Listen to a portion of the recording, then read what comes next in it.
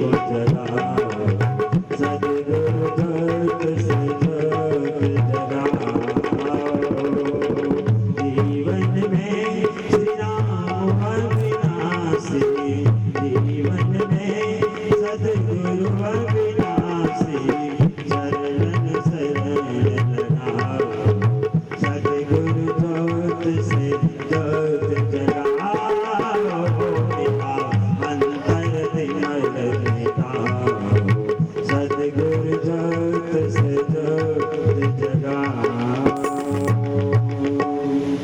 स्वामी मोरे न विसारियो, चाहे लाख लोग मिल जाए, हम सब तुमको बहुत हैं, तुम सब हमको नाय। दीन दयाल को विनती, तुम सुनो गरीब नवाज, जो हम पूत का पूत हैं, तुझे पिता तेरी लाल।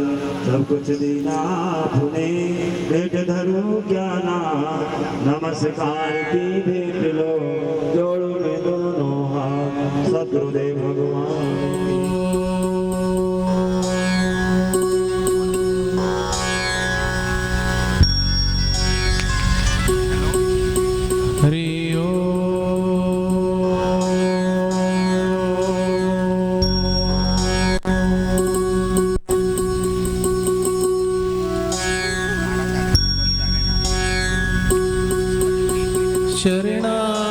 चरणारविन्दं गोविन्दं नमामि। गुरुदेव शरणं गुरुदेवं नमामि। भवो भावविभावं त्रयतापहारं, भवभयनाशनं गुरुदेवं नमामि। कल्याणरूपं आनन्दकन्दं धरामृतं शिवं गुरुदेवं नमामि।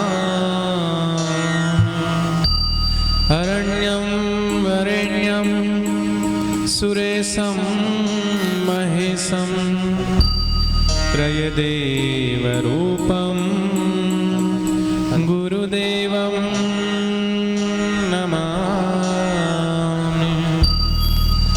न जानामि जापं, न जानामि ध्यानं, पाशुपतिरूपं गुरुदेवं नमामि।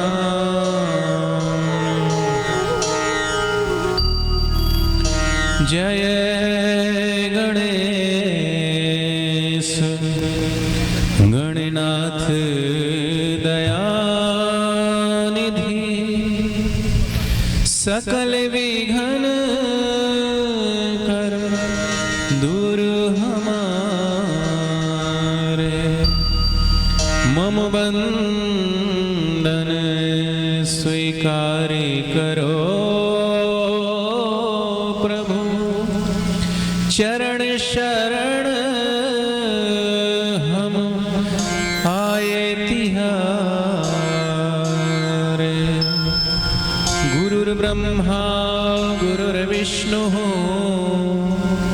गुरुर्देवो महेश्वर, गुरुर्साक्षात् परब्रह्म, तस्मै श्री गुरुवे नमः। त्वमेव माता च पिता त्वमेव, त्वमेव बन्धु च सखा त्वमेव, त्वमेव विद्या च द्रविणं त्वमेव, त्वमेव सर्वं मम देव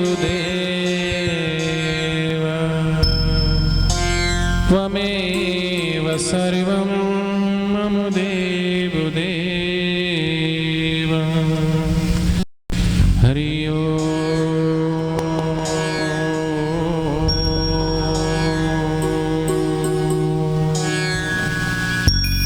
यहाँ पर आए हुए सभी भक्तों के हृदय में, माताओं बहनों सभी बच्चों के सबके अंदर विराजमान उस अंतर्यामी परमात्मा को, सद्गुरु देव को मेरा कोटि कोटि प्रणाम।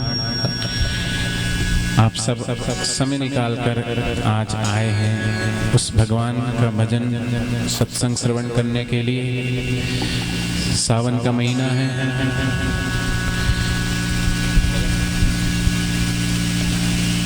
सद्गुरुदेव बापू जी कहते हैं कि आनंद सबकी मांग है, खुशी सबकी मांग है, प्रसन्नता सबकी मांग है।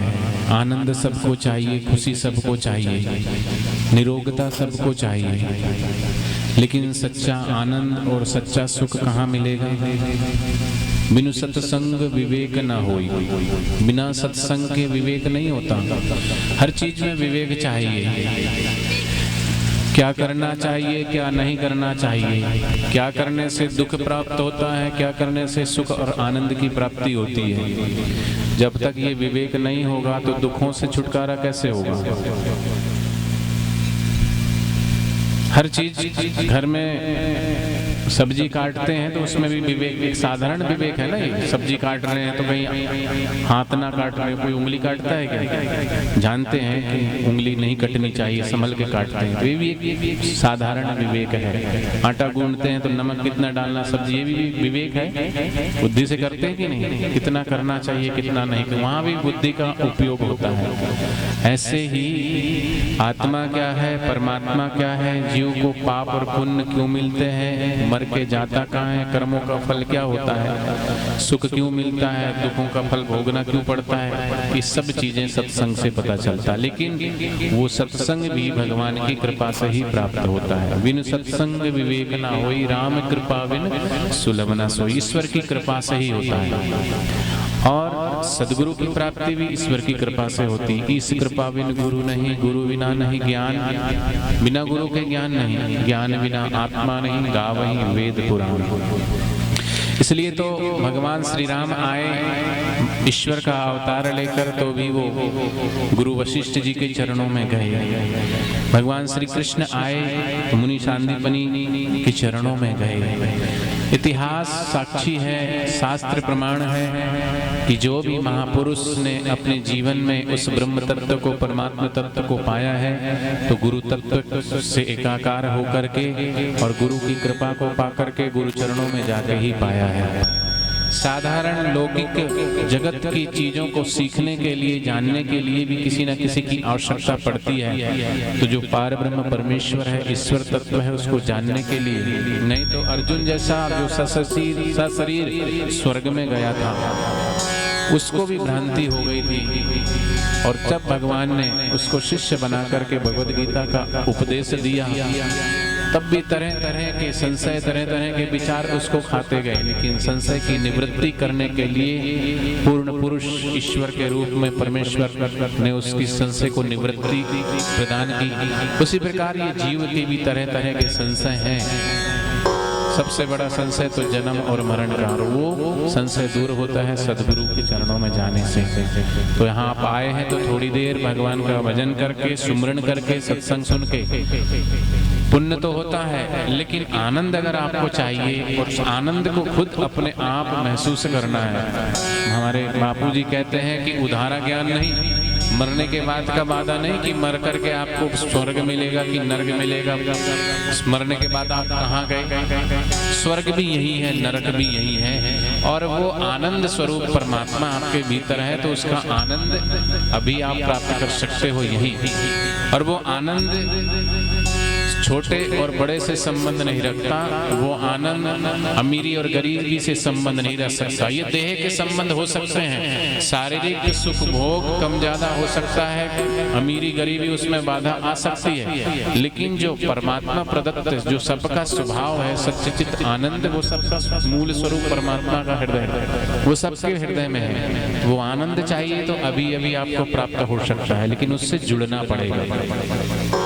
जुड़ने के लिए चित्त की वृत्तियों को, संकल्प और विकल्पों को थोड़ी देर छोड़ करके आप सिर्फ भगवान के श्री चरणों में, ईश्वर के श्री चरणों में बैठ करके उसकी महिमा सुनने के लिए और उसकी महिमा को गा करके अपनी जीवा को पावन करने के लिए यहाँ बैठे हैं। तो तमाम प्रकार के संकल्प विकल्पों को भूलकर थोड़ी देर ईश्वर में अपना चित्त लगाने से वो आनंद आपको यहीं प्राप्त हो सकता है। वो आनंद बाहर का नहीं, आपके भीतर का है। वो आनंद कहीं से आता नहीं है, आपके भीतर ही है। इसलिए उस आनंद को प्राप्त करना है तो थोड़ी देर सब कुछ भूल करके, जब तक आप अपनी चित्त की वृत्तियों को परमात्मा के गुरु के चरणों में नहीं जोड़ोगे तब तक आनंद मिलेगा नहीं। भले आप यहाँ बैठे रहो, थिएटर में जाते हैं पिक्चर देखने के लिए तो वहां भी बाहर के संकल्प विकल्प सब भूल करके अपने चित्त को वहीं लगा देते हो। तुम्हारे चित्त की एकाग्रता का ही आनंद है। पिक्चर का आनंद होता तो तुम्हारे पड़ोस में बैठा उसको आनंद नहीं आ रहा, उसको आ रहा है। तो आनंद का संबंध व्यक्ति से, पिक्चर से नहीं है, अपने विचारों से है, अपने चित्त की वृत्तियों से है कि आप अपने विचारों को किधर मोड़ते हो। तो अभी थोड़ी देर, जैसे मकान बनता है, घर बनता है तो लाइट की फिटिंग करते हैं, पंखा कूलर ये सब चीज़ें इंस्ट्रूमेंट यहाँ लगे हुए हैं अभी, लेकिन इसमें से पावर हाउस को हटा दो, पावर को हटा दो, बिजली को, तो ये सब बंद हो जाएगा। तो जब तक कनेक्शन नहीं होता तब तक पावर नहीं मिलती। तो अपने घर का कनेक्शन करने के बाद भी उसको पावर हाउस से जोड़ना पड़ता है, तब बिजली आती है। ऐसे ही आप यहाँ बैठे तो हैं, लेकिन अपने चित्त को, अपने विचारों को थोड़ी देर रोक करके अपना चित्त परमात्मा से नहीं जोड़ोगे तब तक आनंद नहीं आएगा। इसलिए आनंद चाहिए तो बाहर नहीं है, आनंद भीतर है। तीन प्रकार के सुख हैं, तीन प्रकार।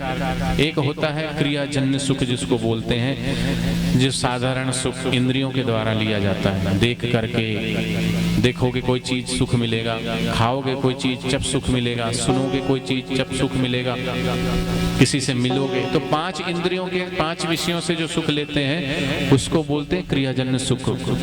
और उस क्रियाजन्य सुख को पाने के लिए व्यक्ति की जरूरत होती है, वस्तु की जरूरत होती है और परिस्थिति की जरूरत होती है, तब वो सुख उत्पन्न होता है। लेकिन वो आता है और जाता है और साथ में व्यक्ति को पराधीन कर देता है। पराधीनता है ना इसमें, कहीं कुछ खाना है कहीं जाके तो पराधीनता है ना, जाओ खाओ, कहीं की देखना है तो वहां जाओ को देखो फिर सुख मिलेगा, तो ये पराधीनता है। और पराधीनता में आधीनता है, जड़ता है, थकावट है, उबान है। लेकिन स्वाधीनता किसमें है? आपका जो सुख स्वरूप खुद का सुख है। दूसरा सुख है भावजन्य सुख, चलो भगवान का भजन है, सत्संग है, श्रवण करेंगे, सुन के आएंगे। तो यहाँ तो बहुत सारे लोग हैं, लेकिन दरबार में सच्चे सतगुरु के दुख दर्द मिटाए जाते हैं। दुनिया के सताए लोग यहाँ सीने से लगाए जाते हैं। वो खास इनायत जिन पर सतगुरु की, उनको ही संदेशा जाता है और ऐसे दरबार में वो ही बुलाए जाते हैं। तो आप सबका सौभाग्य है, श्रावण मास चल रहा है, ये तो कोई टीवी के आगे बैठा होगा, कोई गपशप लड़ा रहा होगा। तुलसी पूर्व के पाप से हरि चर्चा ना सुहाए, जैसे ज्वर के जोर से भूख विदा हो जाए। अगर बहुत अधिक बुखार होता है तो भूख नहीं लगती, जीभ कड़वी हो जाती है, स्वाद चला जाता है। उसी प्रकार शरीर में बहुत सारे पाप होते हैं तो भगवान की चर्चा अच्छी नहीं लगती, सत्संग अच्छा नहीं लगता। और कोई आया भी होगा ना तो वो उठ के जाने का विचार उसको आने लगेगा। लेकिन जिसकी पुण्याई है उसको तो भगवान का सुमरन, भगवान का ध्यान अच्छा लगता है। उसको बाहर का नहीं, भीतर का आनंद चाहिए। पराधीन सपने हो सुख नाही, पराधीनता किसी को स्वीकार नहीं है। तो स्वाधीनता चाहिए, तो स्व के अधीन जहाँ सदगुरु पहुँचाना चाहते हैं, सदगुरु ले जाना चाहते हैं, तो वहाँ जाएं। तो थोड़ी देर आप परमात्मा से जुड़िए, ईश्वर से जुड़िए, गुरु तत्व से जुड़िए। सब भूल करके थोड़ी देर कमर सीधी, गर्दन सीधी, और भगवान का भजन इस जीवा से गा के जीवा को पावन करेंगे। भगवान के नाम की ताली बजाकर हाथों को पावन करेंगे। कानों से हरि नाम सुन के अपने कानों को पावन करेंगे। थोड़ी देर हरि ओम।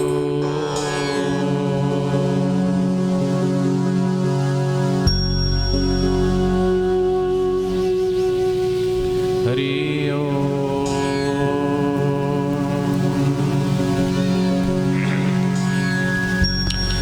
भज मन राम राम राम मेरे राम राम राम भज मन राम राम राम मेरे राम राम राम भज मन राम राम राम मेरे राम राम राम भज मन राम राम राम मेरे राम राम राम।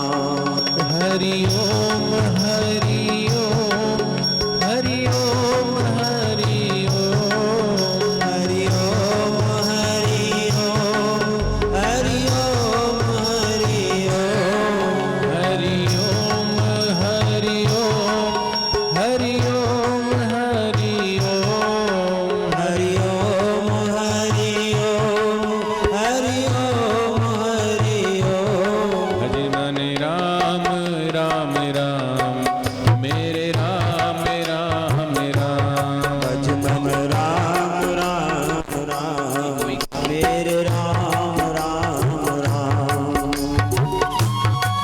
दोनों हाथों से भगवान के नाम की ताली बजाकर अपने हाथों को पावन कीजिए। जीवा से हरि नाम ईश्वर का नाम गा के जीवा को पावन कीजिए।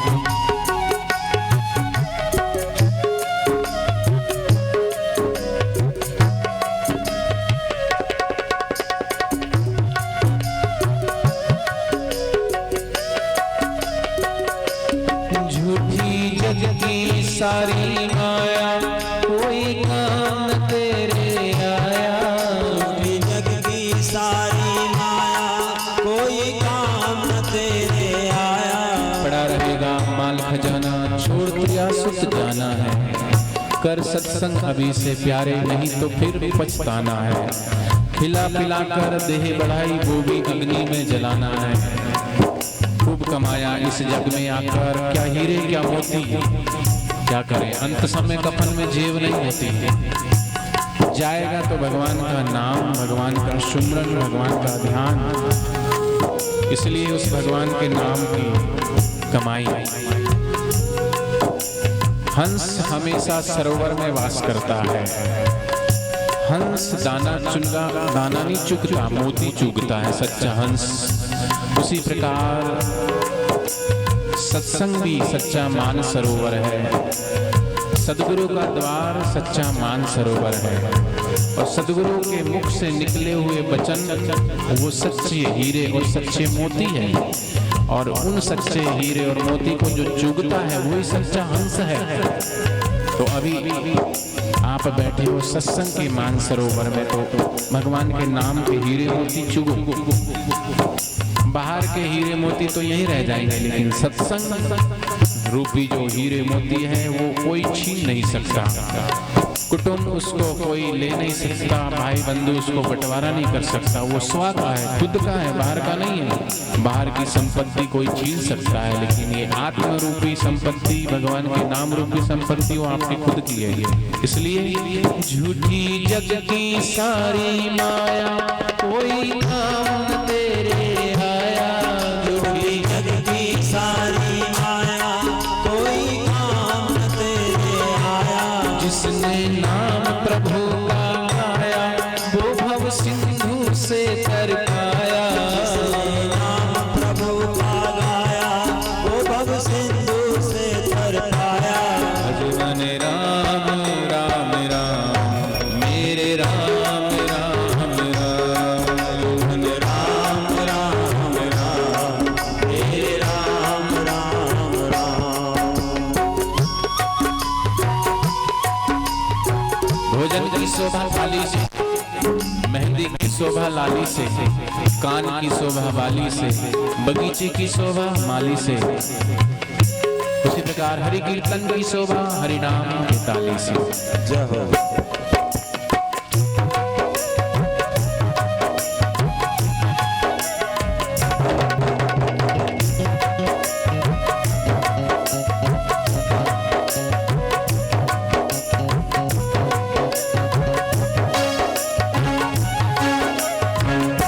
जगत में एक ही सत्य है वही ईश्वर कहलाता है। एक ही सत्य है वही ईश्वर कहता है। जगत में एक ही सत्य है वही सत्य स्वरूप ईश्वर कहता है। एक होता है सत्य और एक होता है सत्य। सत्य उसको बोलते हैं जिसका कभी नाश नहीं होता।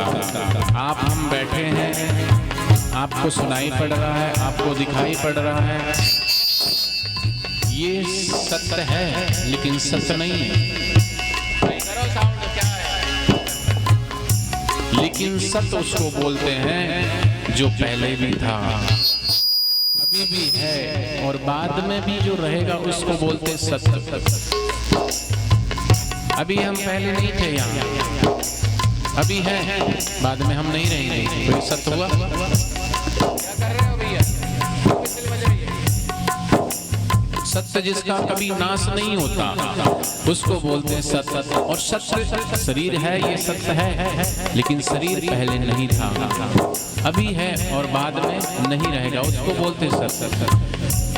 सूर्य सत्य है, सूर्य अनादिकाल से है। बिजली पहले नहीं थी, बनाई गई, उपजाई गई है, लेकिन कभी भी खत्म हो सकती है। पावर हाउस कभी भी खत्म हो गए तो बिजली कभी भी। सूर्य है, चंद्र है।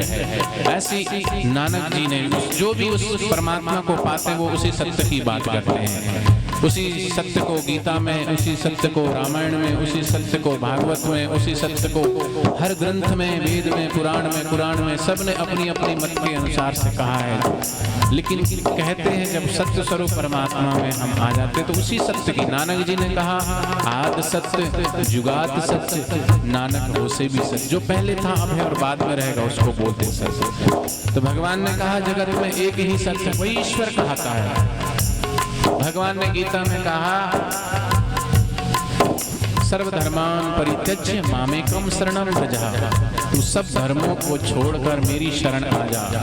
सब धर्म को छोड़ने की बात आती है तो हमारे जो संस्कार है, हम जिस धर्म में पैदा हुए उसको ही हम धर्म मानने लगे। अरे मैं तो हिंदू हूँ, अरे मैं तो ईसाई हूँ, अरे मैं तो जैनी हूँ, अरे मैं तो बौद्ध हूँ, मैं पारसी हूँ, मैं बनिया हूँ, मैं पंजाबी हूँ, मैं जाट हूँ, मैं यादव हूँ, मैं अहीर हूँ, मैं चमार हूँ, मैं भंगी। जो जात पात नात ये सब तो उपजाए हुए हैं, वर्ण व्यवस्था। जात पात पूछे नहीं कोई, हरि को भजे सो हरि को होई। इसलिए हरिजन का, हम सब हरिजन है, उस परमात्मा की संतान है, तो उसको सत्य को कहते हैं। भगवान सब धर्मों को छोड़ के मेरी शरण आ जा। ये बाहर के कल्पित धर्म है, पीर और पैगंबरों के द्वारा स्थापित किए हुए धर्म है।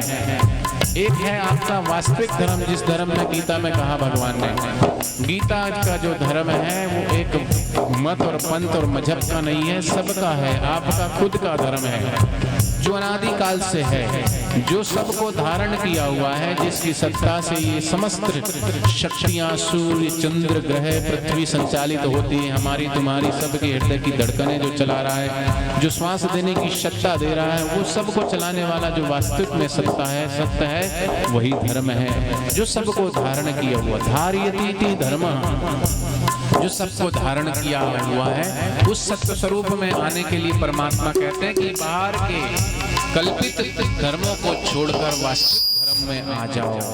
और वो वास्तविक धर्म कहीं से लाना नहीं, आपका मूल स्वरूप है, सत्य स्वरूप, आनंद स्वरूप है। आनंद सबकी मांग है, सुख सबकी तलाश है। वो आनंद, वो सुख सबके भीतर है। उसी धर्म को जुड़ने का नाम ही धर्म है, उसी का नाम सत्य है। सब धर्मान परित्यज्य मामेकम शरणं व्रज, तू मेरी शरण आ जा। और फिर गीता में कहा स्वधर्मे निधनम श्रेयम परधर्म भयावह। स्वधर्म में आकर मर जाओ, अच्छी बात है, लेकिन परधर्म क्या है? इंद्रियां भी परधर्म है। काम, क्रोध, लोभ, मेरा तेरा, छोटा बड़ा, निंदा चुगली, ये सब परधर्म में जीना ये बेकार है। सत्य स्वरूप परमात्मा का नाम सुमन करते करते, ध्यान करते करते, जप करते करते आप मर भी गए तो आप भगवान के लोक में जाएंगे, भगवान के पास है। उसी का सुमरन, उसी का चिंतन। लेकिन काम की शरण जाना, क्रोध की शरण जाना, लोभ और अहंकार की शरण जाना, निंदा और चुगली की शरण जाना, ये धर्म नहीं है, अधर्म है। तो इन सब को छोड़कर भगवान कहते मेरी शरण आ जा, वही सत्य है। और उसका जब साथ होता तभी सत्संग होता है। माला लेकर जप करना, ढोलक लेके गाना, माइक में गाना, ये भजन नहीं। भजन क्या है? किम लक्षणम भजनम, कहते रसनम लक्षणम भजनम। जिसको भजने से रस उत्पन्न हो जाए, रस इंद्रियों का नहीं, स्वा का रस, आत्मा का रस पैदा होने लगे, उसको बोलते हैं भजन। इसलिए जगत में ही सत्य है, वही ईश्वर कहता है। ही सत्य है, वही ईश्वर कहता है। साथ जब उसका हो जाए तभी सत्संग होता है। जब उसका हो जाए तभी सत्संग होता है। ये सत्संग गंगा है, पाप जन्मों के धोती है। सत्संग गंगा है, पाप जन्मों के धोती है। बिना साबुन बिना पानी यहाँ मन शुद्ध होता है। साबुन बिना पानी यहाँ मन शुद्ध होता है। भज मन राम राम राम, मेरे राम राम राम, राम राम राम, मेरे राम राम राम।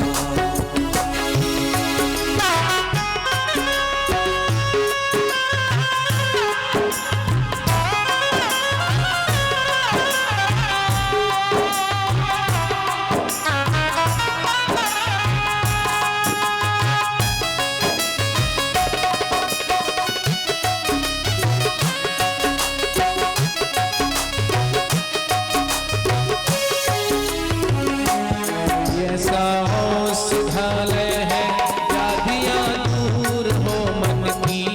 ऐसा हो सुधालय है, व्याधियां दूर हो सकती। तीन व्याधियां होती, आदि व्याधि उपाधि। एक देह की, शरीर की पीड़ा, ये शरीर की व्याधि है। और आदि देवी, आदि भौतिक और आध्यात्मिक, तीन प्रकार की व्याधियां। ये सारी व्याधियां सत्संग से दूर होती है। ये ऐसा औषधालय है, व्याधियां दूर हो मन की। औषधालय है, दूर हो मन की। यही सबसे कठिन भव रोग का उपचार होता है। कठिन भव रोग का उपचार होता है। भज मन राम राम राम, मेरे राम राम राम, राम राम राम, मेरे राम राम राम। हरि ओम हरि ओम, हरि ओम हरि ओम, हरि ओम, हरि ओम, हरि ओम। हरि ओम हरि ओम, हरि ओम। हरि ओम, हरि ओम, हरि ओम, हरि ओम। हरि ओम, हरि ओम। कमर सीधी, गर्दन सीधी, पहली उंगली अंगूठी के नीचे, तिलक लगाते वहां ध्यान। ताली बजाना बंद कर दें, आंखें बंद करके थोड़ी देर भगवान के ध्यान में बैठेंगे। कुछ ना करें। करने से जो मिलता है वो संसार है, भौतिक सुख है।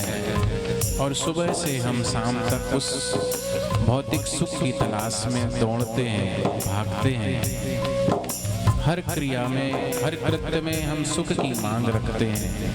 लेकिन आज तक हमें वो वास्तविक सुख मिला क्या? नहीं, क्योंकि वो सुख का संबंध बाहर से है। आनंद का संबंध हमारे भीतर से है। इसलिए निज स्वरूप को जानने का जो प्रयत्न करता है, स्वस्वरूप में आने का जो प्रयत्न करता है, वास्तविक स्वरूप जड़ चेतन सहज सुख राशि, ईश्वर अंश जीव अविनाशी। भगवान कहते हैं ममेवांसे जीव लोका जीव भूत सनातना। ये जीव सनातन अंश है उस परमात्मा का, और इसके भीतर वो अपार आनंद, वो अपार शांति का दरिया हिलोरे खा रहा है। लेकिन अपनी महिमा ना जानने के कारण, वास्तविक सुख को ना जानने के कारण ये जीव तरह तरह की ठोकर, तरह तरह के कष्ट, तरह तरह की मुसीबत, तरह तरह के दुख को प्राप्त हो रहा है। इसलिए सद्गुरु कहते हैं मान ले मेरे वचन, मान ले वचन मेरो, जान ले स्वरूप तेरो। जाने बिना रूप भाव सिंधु में डुबाए नो। जब तक वास्तविक स्वरूप को नहीं जाना तब तक इस जन्म और मनन रूपी भवसागर में गोता खाना पड़ेगा, डूबना पड़ेगा। इसलिए मेरी बात मानो, सद्गुरु कहते हैं अपना निज स्वरूप जानने का प्रयत्न करो, क्योंकि अपने स्वरूप के ज्ञान के बिना इस संसार सागर में जन्मना और मरना पड़ता है। सबसे बड़ा रोग क्या है? शरीर में कोई व्याधि हो गई, कोई बीमारी हो गई, उसको पीड़ा बोलते नहीं। उसकी औषधि का सेवन करने से शरीर निरोग हो सकता है। 100 साल जियो, 1.25 साल जियो, 50 साल जियो, 75 साल जियो, फिर भी मौत एक दिन आएगी और मौत गला दबाएगी, फिर मरना पड़ेगा, फिर जन्मना पड़ेगा। सबसे बड़ा रोग है जन्म और मरण का, और उसकी औषधि, जन्म और मरण की औषधि किसी मेडिकल स्टोर में, किसी आयुर्वेदिक स्टोर में, किसी होम्योपैथिक स्टोर में नहीं मिलती। वो तो औषधि मिलती है सद्गुरु के सत्संग में, सद्गुरु के द्वार पे वो औषधि का सेवन करना जाके। और सद्गुरु के ज्ञान की औषधि का सेवन करने से जैसे संजीवनी बूटी का सेवन कराने से लक्ष्मण जी की मूर्छा चली गई थी, उसी प्रकार जन्म और मरण की जो मूर्छा है अनेक जन्मों की, वो सत्संग की संजीवनी को लेते ही आपके जन्म जन्म के पाप, जन्म जन्म के ताप मिटने लगेंगे। पाए के मनुज तन कर ले जतन नर, दारा सुत धन तेरे संग में न जावे नो। यह सुंदर मनुष्य शरीर पाकर ऐसा यत्न करो कि सच्चे सुख शांति की प्राप्ति हो। पुत्र और पत्नी, धन और संपत्ति कुछ भी तुम्हारे साथ में नहीं जाएगा। जो जाएगा आपका स्वस्वरूप, निज स्वरूप, उसको जानना है। इसलिए कहते हैं आवे जब काल तब रहे न संभाल, करत हवाल पुरोहित पछतावनो। जब अंतिम समय आएगा, जब मौत सिर पे खड़ी हो जाएगी, तब संभालने के लिए कुछ नहीं संभल पाएगा। उस समय तुम्हारी हालत बड़ी बुरी हो जाएगी और पछताना पड़ेगा। मौत के समय मौत से भय क्यों लगता है? मौत से भय इसलिए लगता है, अंत समय जाते समय हमें ये अफसोस होता है कि भगवान ने इतना सुंदर जीवन दिया था और आकर के ऐसे ही गवा करके खाली हाथ आए और खाली हाथ जा रहे हैं। करनी ऐसे कर चलो कबीरा, जब हम पैदा हुए जग हंसे हम रोए। करनी ऐसी कर चलो हम हंसते हुए जाएं। हमारी यात्रा मुरझाए हुए फूल की तरह ना हो, एक खिले हुए फूल की तरह। भगवान के चरणों में वही पुष्प अर्पित होता है जो खिला हुआ होता है। मुरझाया हुआ बासा फूल कोई भगवान को नहीं चढ़ाता। उसी प्रकार हमारी यात्रा भी उस फूल की तरह हो जो भगवान के श्री चरणों में चढ़ता है, खिला हुआ फूल। जब तक हम पूर्ण खिलेंगे नहीं, विकसित नहीं होंगे, तब तक परमात्मा के चरणों में हमें स्वीकारा नहीं जाएगा। इसलिए उसको प्राप्त करने के लिए यत्न करो। जब अंतिम समय आएगा, जब मौत सिर पे खड़ी हो जाएगी, तब संभालने से कुछ नहीं संभल पाएगा। उस समय तुम्हारी हालत बुरी होगी, पछताना पड़ेगा। इसलिए सद्गुरु कहते हैं कर ले उपाय सारे, जब तम दान भारे। ब्रह्मानंद ज्ञान बिना मोक्ष नहीं पाए। चाहे तो जितना भी उपाय कर ले, जप तप दान आदि बड़े बड़े शुभ कर्म कर ले, किंतु ज्ञान के बिना सच्ची मुक्ति नहीं हो सकती। इसलिए कहा बिनु सत्संग विवेक ना होई। वो विवेक भगवान की कृपा से ही होता है कि हमें अपना निज कल्याण करना है, अपने मनुष्य जीवन को सार्थक करना है। ये ज्ञान सदगुरु के दर पे जाने से ही होता है। इसलिए कमर सीधी, गर्दन सीधी, आंखें बंद, 2 मिनट ध्यान में डूब जाओ। जीव का स्वभाव है चंचलता, और वो बाहर ही ताकता इन आंखों से, सोचता है बाहर कोई आ रहा है, कौन जा रहा है, क्या है क्या नहीं है। अरे छोड़ो इन झंझटों को, आप डूब जाओ। कमर सीधी, गर्दन सीधी। आज तक जिसको भी आनंद मिला, सुख मिला है, वो भीतर से मिला है, इसलिए भीतर डूबे। अपने ऊपर कृपा करें। ईश्वर की कृपा, गुरु की कृपा भी तब होती है जब आप अपने ऊपर कृपा करते हो। अपने पात्र को तो सही रखो। नल तो बह रहा है, घड़ा उल्टा रख दिया तो नल में एक बूंद भी अंदर नहीं जाने वाला। भले यहाँ आके बैठे हैं, लेकिन कौन आ रहा है, कौन जा रहा है, सब छोड़ करके थोड़ी देर शांति से, गहराई से आप डूबे भीतर के आनंद में। संकल्प और विकल्प से रहित हो जाइए। अपने ऊपर कृपा कीजिए।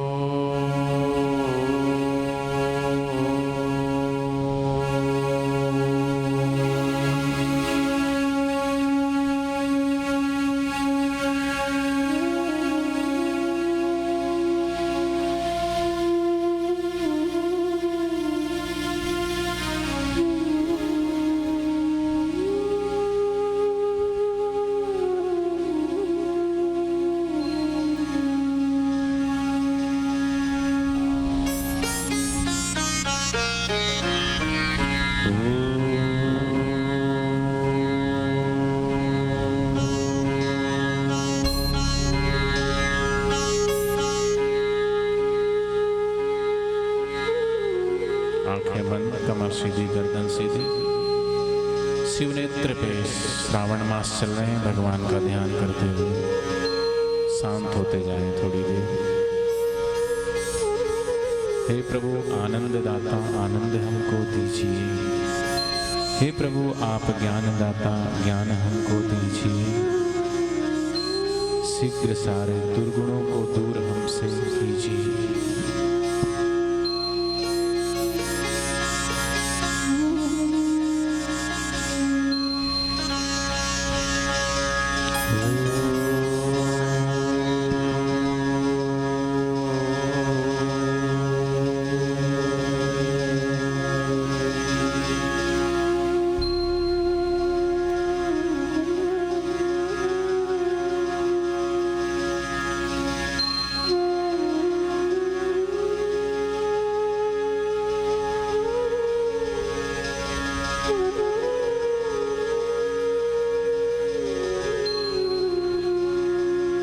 वास्तविक सुख बाहर नहीं, हम सबके भीतर है। सु अर्थात सुंदर, खा माने अंतःकरण। जिसका अंतःकरण सुंदर हुआ है वही सुखी है, और सुखी अंतःकरण होता है सत्संग से, ध्यान से, अपनी अंतर की यात्रा का, अपनी आत्मा, अपनी चेतना से जुड़ने का अध्ययन। उसी का नाम अध्यात्म है। आत्मा का अध्ययन का नाम ही अध्यात्म है। और जिसने आत्मा का अध्ययन नहीं किया कि मैं कौन हूँ, शरीर को ही मेरा, शरीर के नाम को ही अपना नाम, जिस घर में पैदा हुआ उसी को अपना घर, जिस परिवार में, जिस जात में, जिस नात और पंथ में पैदा हुआ उसी को अपना मानना, वो वास्तविक में अपने आत्मा का अध्ययन नहीं। संत कहते हैं मानव तुझे याद नहीं, तू ब्रह्म का ही अंश है। कुलगोत्र तेरा ब्रह्म है, सदब्रह्म का ही तू वंश है। और भगवान कहते हैं ममेवान से जीवलोका, वो सनातन अंश है परमात्मा का। समुद्र में उठी हुई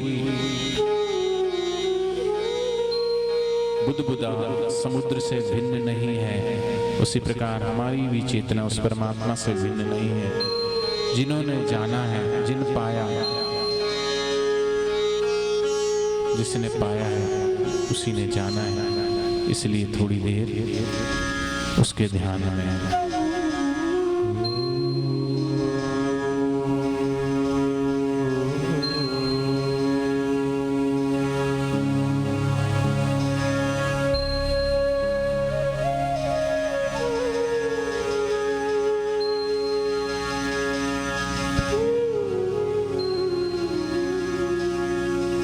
राजा ने प्रश्न किया अपने राज दरबार में कि बताओ इस पूरी सभा में या इस दुनिया में बहुत ज्यादा जो संख्या है आंख वालों की है कि अंधों की?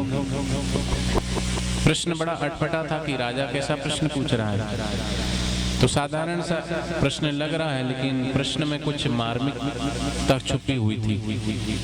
तो जो गूढ़ रहस्य है, जो जानते हैं वही उसको जवाब देंगे, जैसी मति होगी वैसे। सभी मंत्रियों ने कहा जहाँपना सीधा सा प्रश्न है, जितने भी लोग बैठे आंख से ही देखते हैं, हम आंख से देख रहे हैं, आप आंख से देख रहे हो, सब आंख से ही तो देख रहे हैं।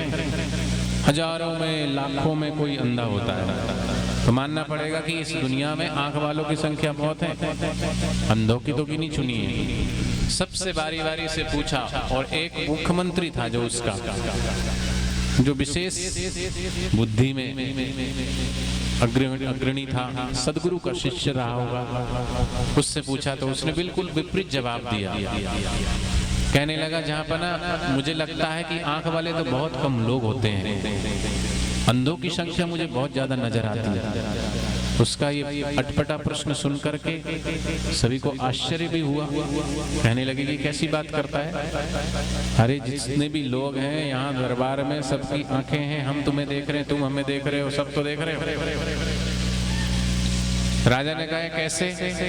तो कहा कि जहाँ बना मैं कल आपके सामने अंधों की और आंख वालों की लिस्ट बना के दे दूंगा।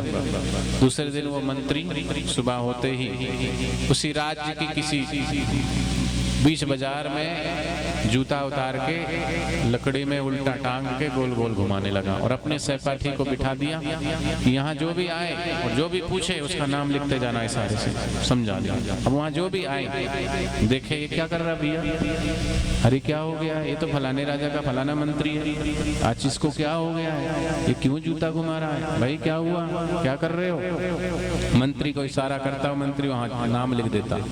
बारी बारी से जो भी आए नाम लिखे, जो भी आए नाम लिखे। खबर तो थोड़ी देर में दोपहर तक तो मंत्रियों तक पहुंच गई। मंत्री भी आए, अरे ये तो कल ही पागल हो गया था।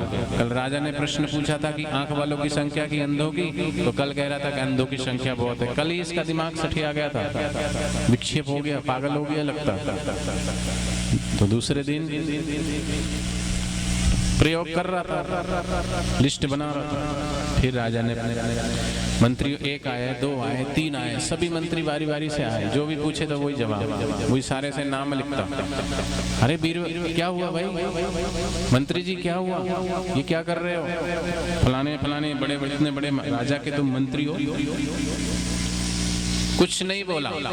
शाम के 4 बज गए, जब तक तो बहुत सारी लिस्ट बन गई, राजा तक खबर पहुंच गई। राजा भी आया, पालकी से उतरा, कहा अरे पागल हो रहा है तू, मेरा नाम क्यों खराब कर रहा है? इतना बड़ा राजा का मंत्री होकर के ये बीच बाजार में क्या कर रहा है तू, क्या हो गया तुझे?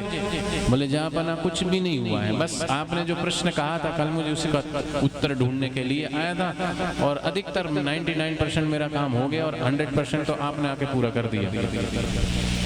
बोले कैसे? बोले कल बताऊंगा, नमस्कार, कल मिलेंगे राज दरबार में। दूसरे दिन राज दरबार में गया मंत्री, तो कहा कि आपने प्रश्न पूछा था आंख वालों की संख्या और अंधों की संख्या, तो ये रही आंख वालों की लिस्ट और ये रही अंधों की लिस्ट, और अंधों की लिस्ट में सबसे ऊपर हेड लिस्ट पे आपका ही नाम है।